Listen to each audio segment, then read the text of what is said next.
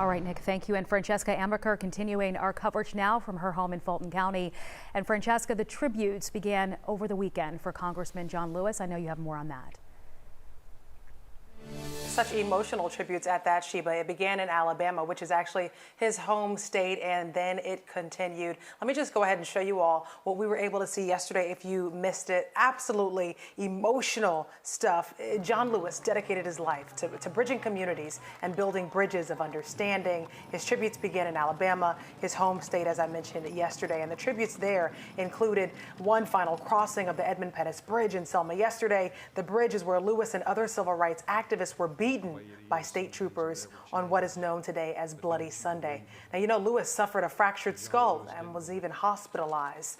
The walk coming after a visitation in Selma and a service at Troy University on Saturday.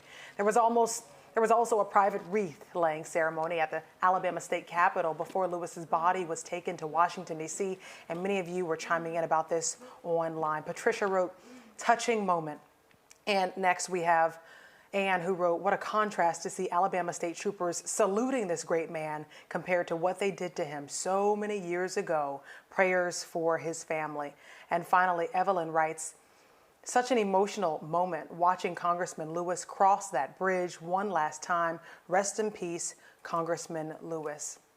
So again, Sheba, you know, watching this yesterday, I was full of emotion on my couch. The entire time I saw his body go across that bridge, I just kept saying, thank you. Just thank you, because he of course didn't begin the civil rights movement, but he was one of the original leaders of the Black Lives Matter movement when it wasn't even a hashtag. This was a man who at the age of 25 heard about a young boy who was shot in the stomach by a state trooper who was trying to protect his mother, who was standing in line to vote. Mind you, 2% of people, or black people rather, were able to vote in Selma, Alabama, or registered to vote. And that is what ignited this 54-mile walk from Selma, Alabama to Montgomery.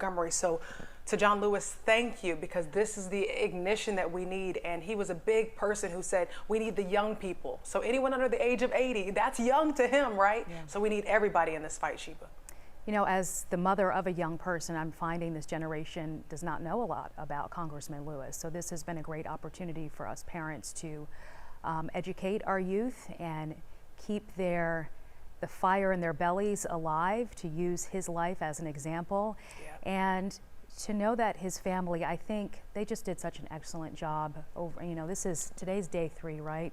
Just such an excellent job planning this tribute, these many days of tributes to him, because really, how do you say thank you, right?